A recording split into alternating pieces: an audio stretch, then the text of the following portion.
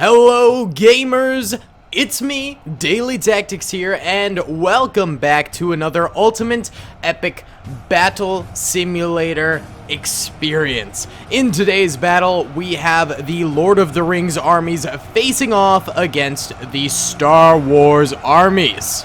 Starting off with the Lord of the Rings side of things, we have the Gondor Heavy Archers. Each of these units has 150 health, and they have 3,333 men. Next up, we have the Orc Snaga Archers, who have only 60 health, but 8,333 troopers. The Orghai are up next with 3,000 health apiece and 167 units. Rounding off the Lord of the Rings faction, we have the Elven Archers. There are 3,333 of them with 150 health apiece. Moving on to the Star Wars side of things, we have the Zombie Death Troopers. Each of these fellas has 200 health, and there are 2,500 of them. Next up, we've got the Imperial Scout Troopers. These boys have a whopping 300 health, and there are 1,667 of these folk. The Grand Army of the Republic is up next with their clone troopers. They all have 200 health, and there are 2,500 of them. Last but certainly not least, we have the Rebel Soldiers. They have 200 health apiece, and there are 2,500 of them. Without further ado, let's get into this massive Ultimate Epic Battle Simulator battle between 4 factions from each series, Lord of the Rings and Star Wars. It should be epic. If you guys enjoy the video, please be sure to smash the like button. Helps me out a ton. Subscribe if you have not already, and comment down below what massive Ultimate Epic Battle Simulator battles you would like to see next. Let's get into it. Alrighty then, guys, we're gonna go ahead and press start right about now, and let's see what goes down. So let's go in slow-mo, just to sort of get you guys situated on what's going on in the battle. So Death Troopers are spearheading the Star Wars attackers. They are the vanguard, and they are going to be going up against the Orghai.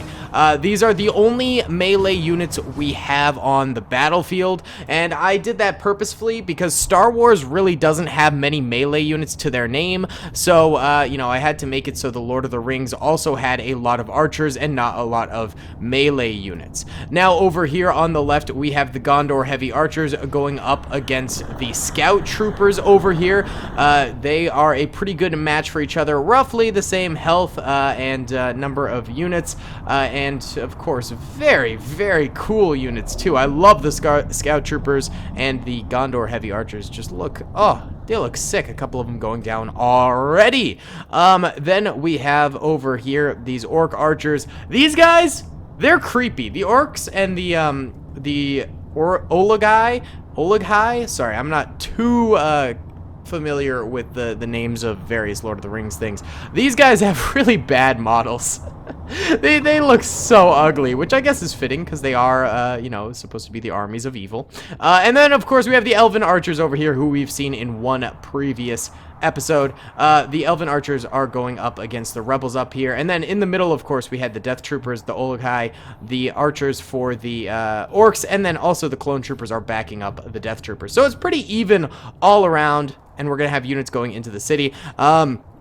The only spot where we've really got action right now, just moving into regular speed right now, is between the Gondor Heavy Archers and the Scout Troopers. The thing with this is the Scout Trooper rifles can fire much farther than the Gondor Heavy Archers. So that is going to definitely be an advantage for the Scout Troopers out here, but once they start migrating towards the city, I think the Archers will definitely be a dominating force because they're able to fire so much. Additionally, Lord of the Rings, like in previous battles, they sort of go for a quantity over quality, and that's simply because, of course, they're using, you know, medieval style weapons.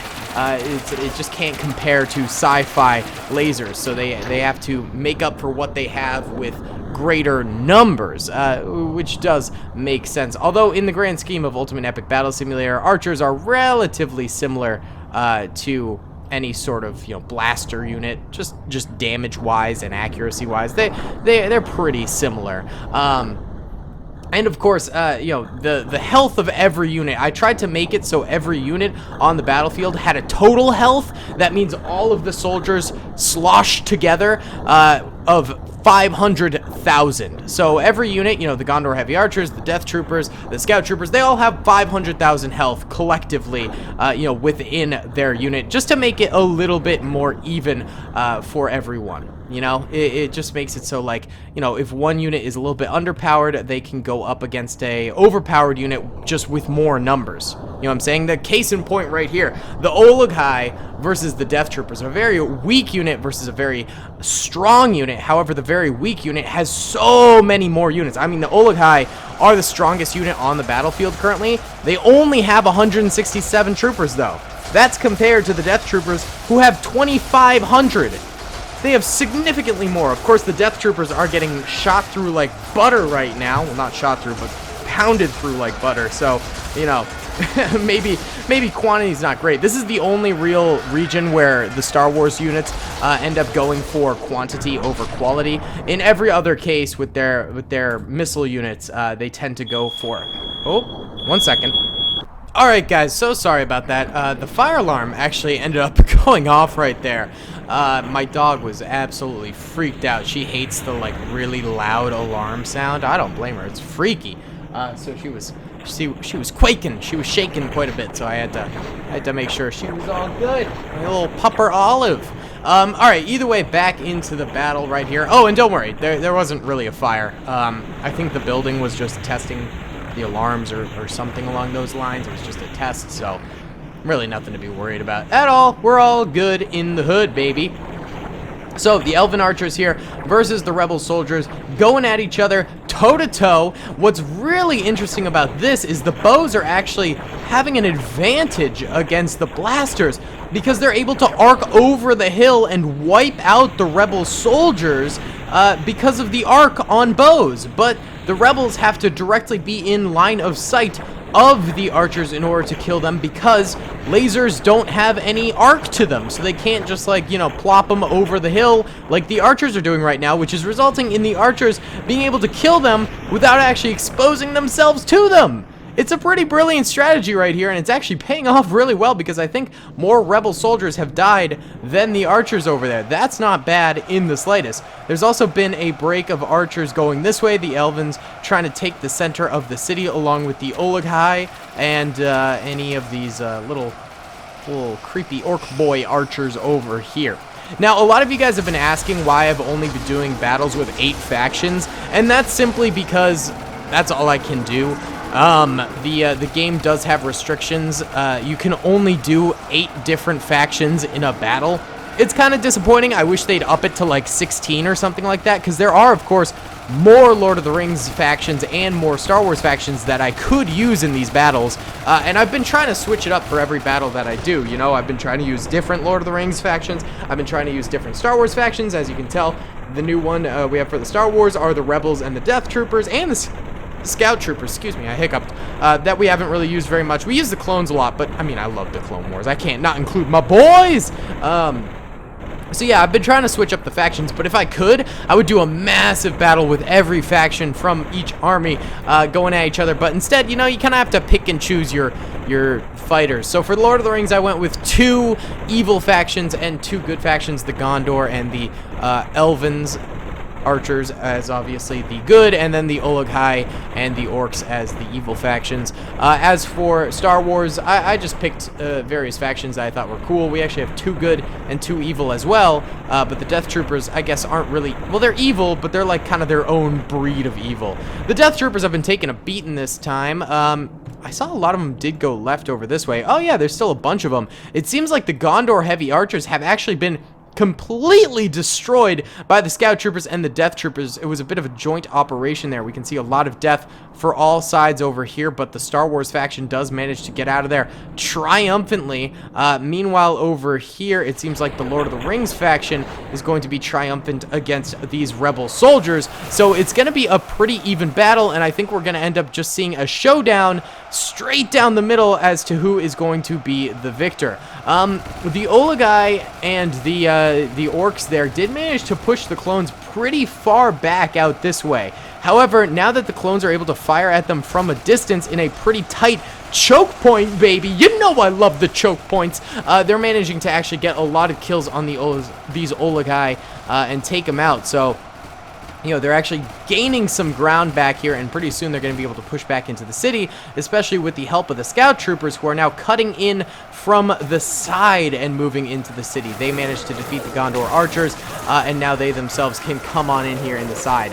There's also death troopers like mixed in everywhere across the map. I think there were just so many death troopers that they sort of infested everywhere, so they're going along for the ride here as well. And we've got a little bit of an orc archer versus a scout trooper battle right here. Scout troopers have 300 health and the orc archers only have 60, so the scout troopers are working at a 5 times advantage right here, which is pretty impressive. Ooh, that Olakai got close, but then got kicked away with some of the kickback from the fire right there. Not bad at all. So yeah, the scout troopers can basically one-tap any of these orcs, but the orcs have to take a lot of fire to actually kill the scout troopers, resulting in a pretty even battle over here, considering the orcs sort of outnumber the scout troopers over this way. It's not too bad, not too shabby. We've also got scout troopers joining the clone troopers over here. They are just nailing these Olagai in the middle here. These cave, what are they called? These are the ones that I think in the first Lord of the Rings movie, remember when they're all in the mine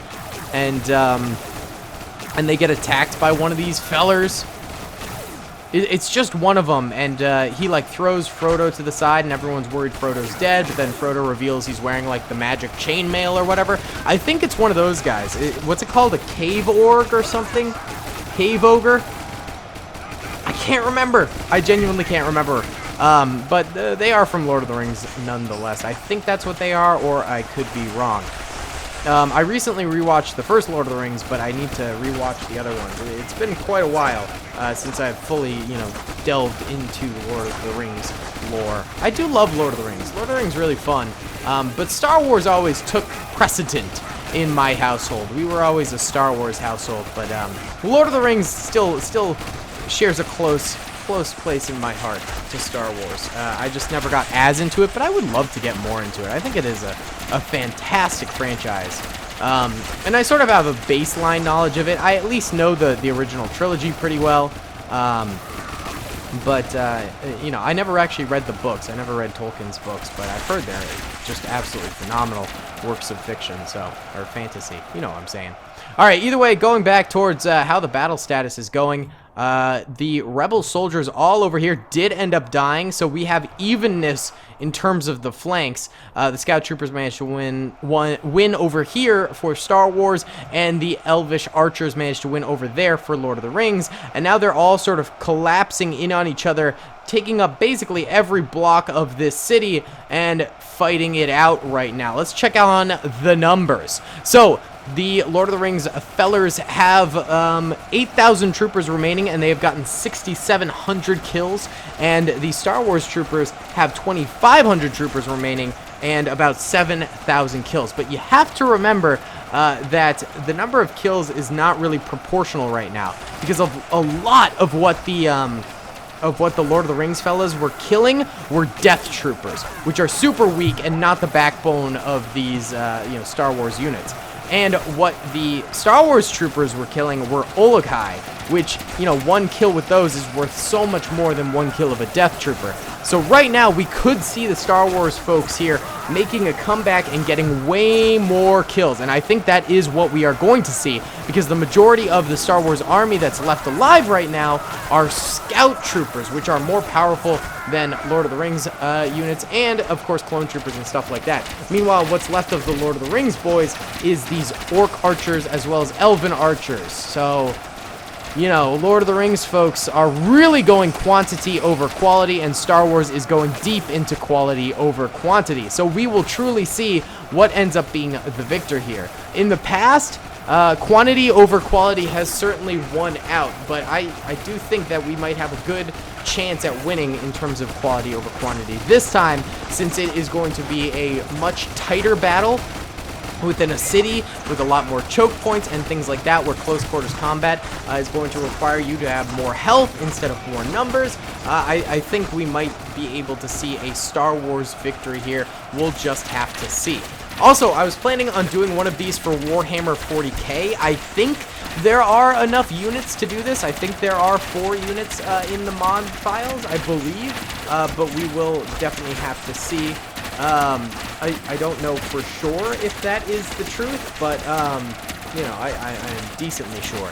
I, of course, don't know Warhammer 40k lore at all, not in the slightest, so you guys are going to have to help me out with that, and let me know what I'm doing in terms of things in that video. You're gonna have to forgive me for a lot of my misinformation.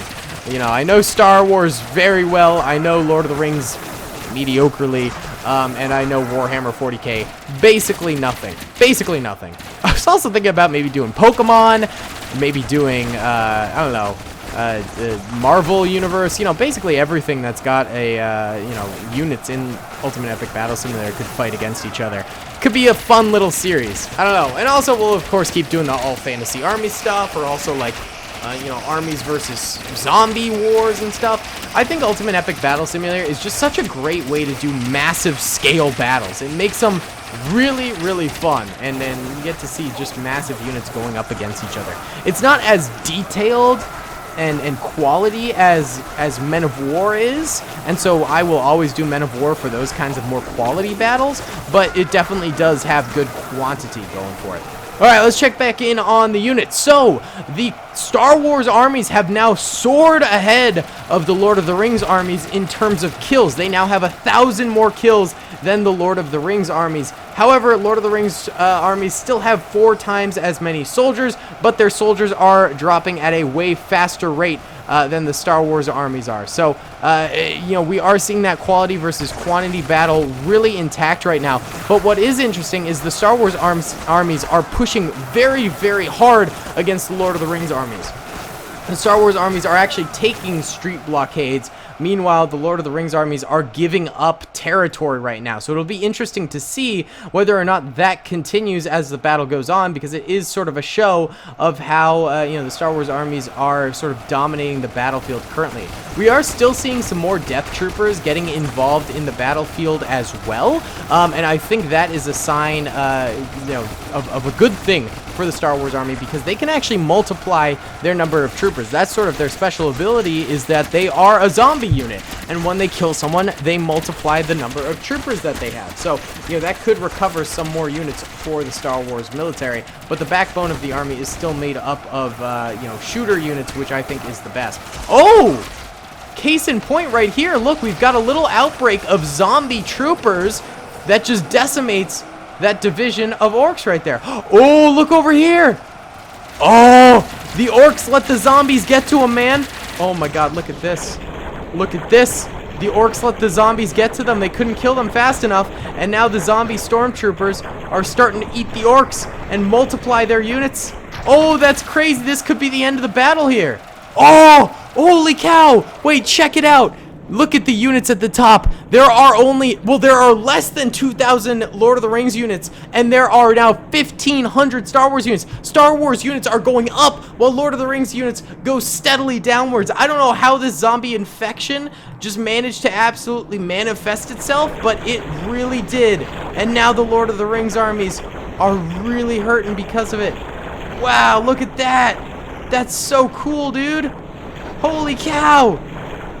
That's a surprise, to be honest. That is a big surprise. I was not expecting the Star Wars units to manage to, like, grapple these guys so hard and just eat through them. Literally eating through them right now. Oh, look at the number of arrows getting fired up at the Death Troopers here.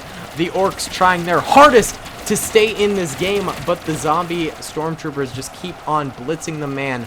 This is going to be the end, I feel, for the Lord of the Rings faction. All of a sudden, the Star Wars units just absolutely decimate. That was within the realm of 1 minute or so that we got to see the Lord of the Rings armies crumble. I mean, they had 6,000 troopers compared to 1,500 Star Wars troopers, and then some lucky zombie for the Star Wars started a chain reaction of kills on the Lord of the Rings guys. Absolutely bonkers, dude. Wow. Star Wars is victorious. This is insane. That's so cool. All right, so let's check out the kills. So, Lord of the Rings ended up killing 10,000 people, and they have 0 remaining, obviously. Star Wars managed to get 15,000 kills. That just demonstrates how much larger the Lord of the Rings armies were to the Star Wars armies, and they still have 1,500 troopers remaining, and a lot of them are Death Troopers as well as Clone Troopers and Scout Troopers. Really impressive stuff here from Star Wars. You gotta love it. That was actually really awesome. The Star Wars armies were losing for a while, and then they just make the comeback, baby. Absolutely insane. Alright, guys. Thank you so much for watching. I truly hope you enjoyed. Be sure to comment down below if you did enjoy. Subscribe if you have not already. And smash the like button. I'll see you all in the next video. Peace, boys. Peace. I hope you guys enjoyed that video.